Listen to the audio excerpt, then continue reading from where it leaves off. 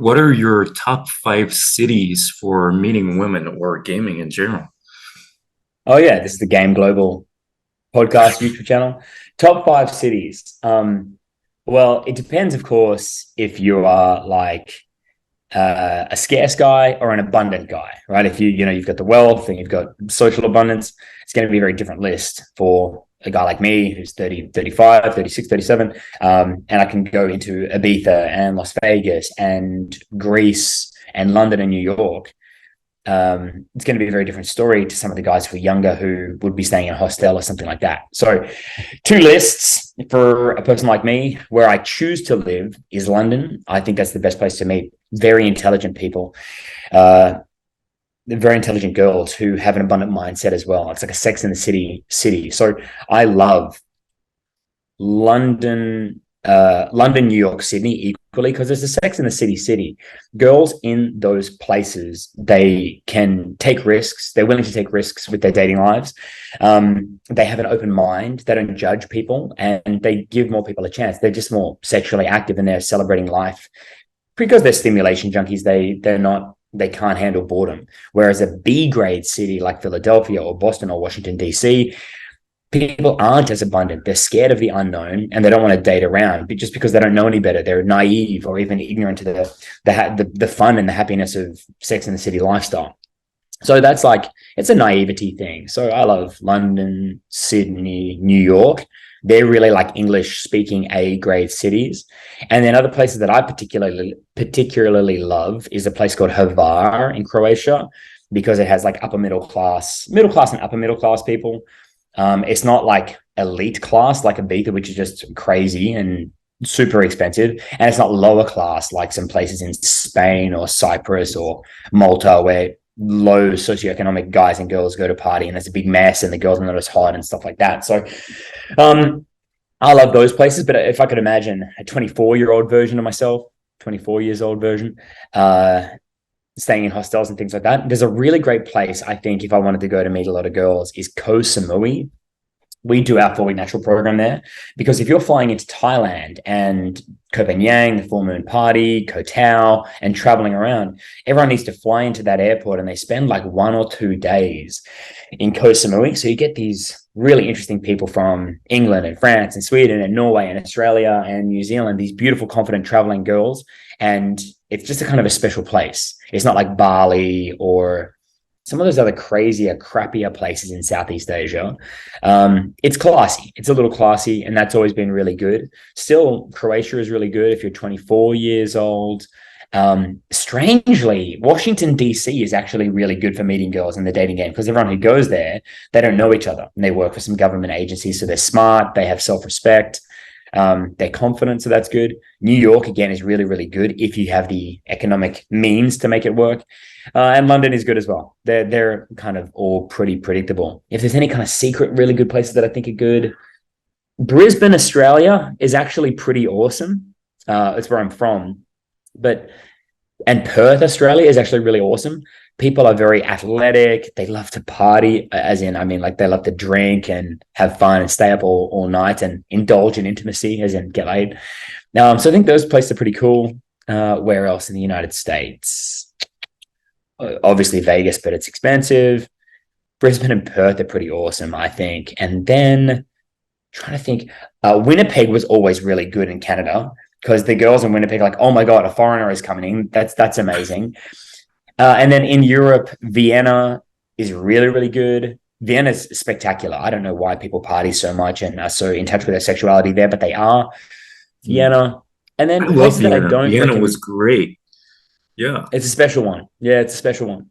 Gothenburg is very good as well. But a lot of people are raving about, Sofia and Kiev before the war, obviously, and Bucharest and these like Serbia. Nah, they're not that good. They're not really worth the effort, I don't think. So it's better to go to like a fun middle class city.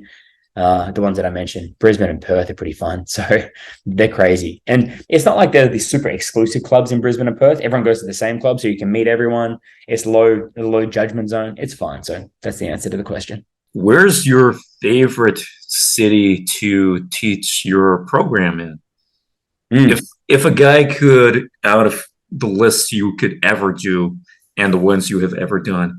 Some people like to fly out to another city, to another country, especially if it's in Europe, because there are lots of countries in one massive land. Where would you recommend a person who's willing to fly to another country for a boot camp? Where would be the greatest city for your program for someone who fly out there? Yeah, just so you all know, the way that my program works is it's 5 weekends back to back. And of course, there's so much to learn week 1, week 2, week 3, week 4, week 5. And then you get into relationships, you start managing dates, you have your ups and downs that I need to coach you through, fashion, styling, cosmetics, photo shoots, Tinder, ups and downs, day game, night game, all of that. So where is a good place to do all of that? Well, to reference what you said, you want to meet a variety of a lot of interesting people. And Europe, of course, you have that. So what we do is I set my flagship event for the year. I set it down on paper, and that is Hvar in Croatia. And we're doing another program there this year, Hvar, Croatia. And what's brilliant is, it's summer in Europe. It's July. We start on July 15th and go until August 12th. It's about 33 days or something. And we have people visiting from France and Czech and Russia and Serbia and Montenegro. So it's a beach place, so people get their beach bodies ready all winter, and they get their new bikinis, and the water is gin clear, and you're swimming every day. And we do our night game in this like sunset bar, and then we have this like late night game and coaching in this bar with like fire twirlers and fire on the bar, and there's Swedish girls flying in and Norwegian women flying in, and interesting people to meet from all around the world. We ride boats in the day, go to the beach during the day. We do day game by the boardwalk when everyone's walking around in their fancy clothes, going out for dinner at night. That's the place. Hvar, Croatia. We're doing an event there this year, and it's starting on July 15th. It's our favorite. It's brilliant. And we have a summit for our graduates after that. But otherwise, so for my program, we market this as the program, like the last dating program you will ever need. So it's kind of, in a way, it's kind of advanced, but beginner guys do it as well. And once you pay for the first one, you're actually allowed to visit all the other programs for free. So for example, I'm here right now in Playa del Carmen in Mexico, and the guys who finished my program in New York last month, they come down here and they continue their immersion, but it's free. They come to the seminars, they come to the night game, they come to the day game, but because they've already been really well trained over 5 weeks, they know what to expect. We can have quick conversations, and they basically just bring value to the program in meeting women and going on dates and getting the guys in a good flow state, getting them talking, and community and brotherhood and camaraderie. That kind of community is equally as much as why most of us do game anyway, is because, your other friends all got girlfriends, or they quit, or they're not willing to go out. So the community is amazing. But back to the beginning of the question is Hvar, Croatia and summer is our number one program. And then we have a kind of a balance between like more traditional city lifestyle, and then adventure lifestyles. So I normally operate mostly in New York and London. So I've got a program coming up in New York on February 16th, just a couple of weeks away. We've got a few places left for that one. And then London in the spring, May the 4th. May the 4th be with you. London, 4-week natural. And then we do other party destinations. And Croatia, Hvar, Croatia is that party destination that we love. Playa del Carmen here as well in January because the weather is the best. And then the other one that we do is Koh Samui, which I just mentioned a second ago. And a lot of guys ask me, what's going to be better, a city like London, New York, or Melbourne, where we operate, or a party city like Hvar, Croatia, Playa del Carmen, Mexico, or Koh Samui, Thailand? What's going to be better? Well, usually the party destinations are better. The reason is, in terms of your emotional progress, because there's a lot of people coming and going every week, there's a lot more people to meet from a variety of different backgrounds. And because other guys are more kind of confident, indifferent, and assertive, they're making things happen, you need to respond in a more aggressive environment.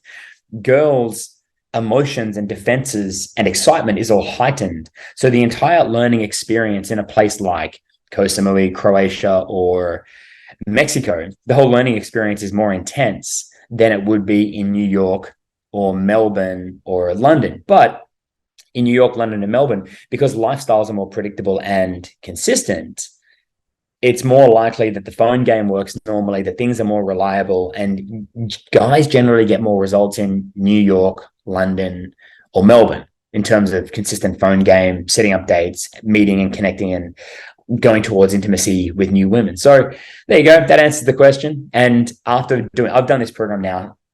This is my 10th year, no, 9th year. Next year will be the 10th year.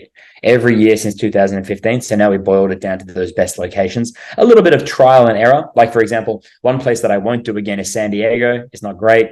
I won't do Munich again.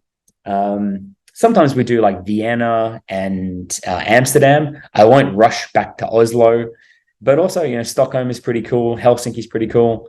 Helsinki is really good, actually. I should have mentioned that before. It's one of the best cities. I'm sure you've heard that before, but that's in your meeting women pilgrimage. Go into Helsinki. It's brilliant. We did that one last year. It was super fun, but it's a very small city. Remember, it's only like 500,000 people. So it's not like New York or Tokyo where there's more than 10 million or something. So bear that in mind. Wouldn't that be perfect for a guy who's pretty introverted or pretty shy, just to have that extra support, not just the coach, but the other students and alumni? Yes, absolutely. A lot of, people who are watching this channel, for whatever reason, they didn't get socially well adjusted in their life. They had an awkward situation, difficult home life. They were born, that they grew up introverted, and they're not good at forming friendships. But when they join one of your groups and they go out, or if they do an online program, or if they do a live program, all these guys watching this are normally a nice combination of humble enough to learn from somebody else, that humility, which is rare, and also brave enough to take action and take risks. And that is a very unique type of person. It's very rare. Normally you get lazy people who don't do anything, or you get guys who are confident, but they don't listen to others. But everyone in this community they can listen and they're brave.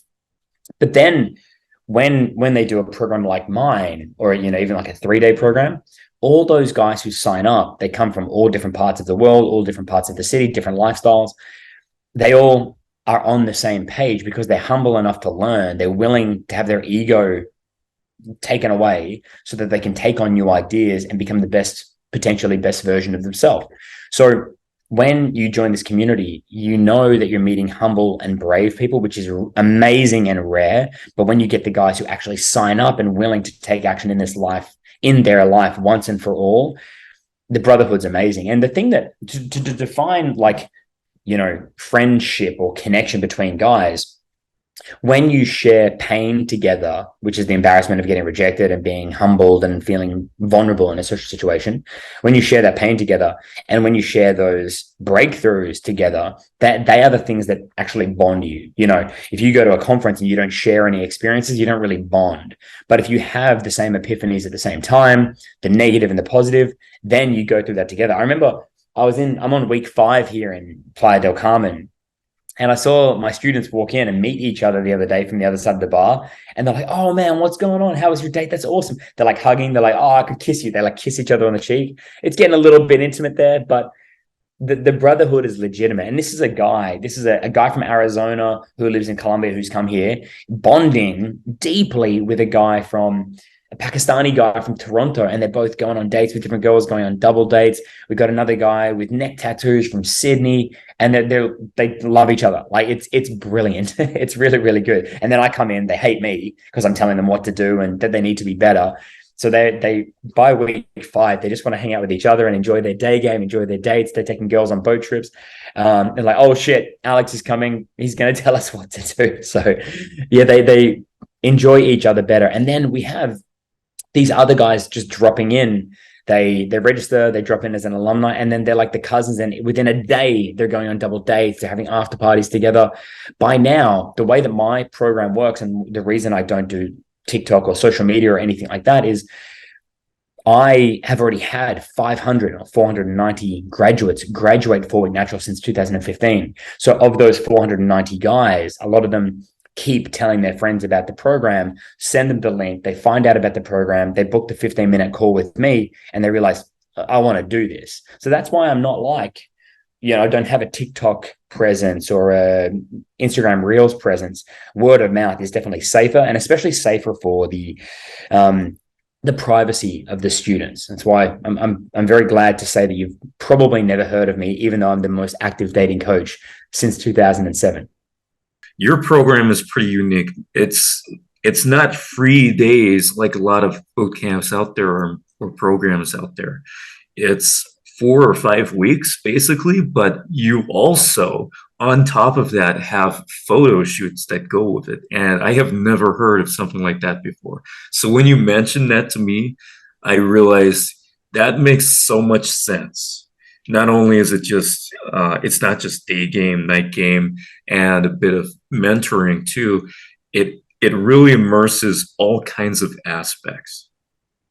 All aspects, except social circle, not so much because uh, I focus on night game, day game, and the Tinder stuff. So let me explain the photo shoot thing. But the way that I explain it to the students, night game is really important because in an environment where it's louder and there's some alcohol flowing, in that environment, we can really expand our personality. We can get out of the normal zone and go into the more playful zone. And the women, the people that you talk to, they're already in an expanded playful zone. So in a place like that, you can expand your personality and your emotions and your relatability. So party type environments, and it can even be like a festival or a wine festival or something like that.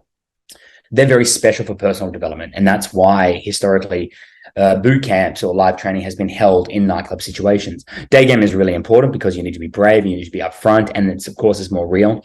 And then the reality is most people are dating on dating apps because of accountability, security, and it makes sense. It makes sense in terms of time management, and having some kind of control about who you're going to talk to. So we hit all three together, and of course all three link together. Imagine if I have a guy who's really good on Tinder but he doesn't develop his personality in night game. He's not going to know how to be funny, make jokes, and be silly in a fun way, be silly in an appropriate way to get jokes happening. You need to take social risks in order to make jokes. In order to make jokes, you need to be in a place where you can take social risks, and that is a party environment, night game. So they all go together.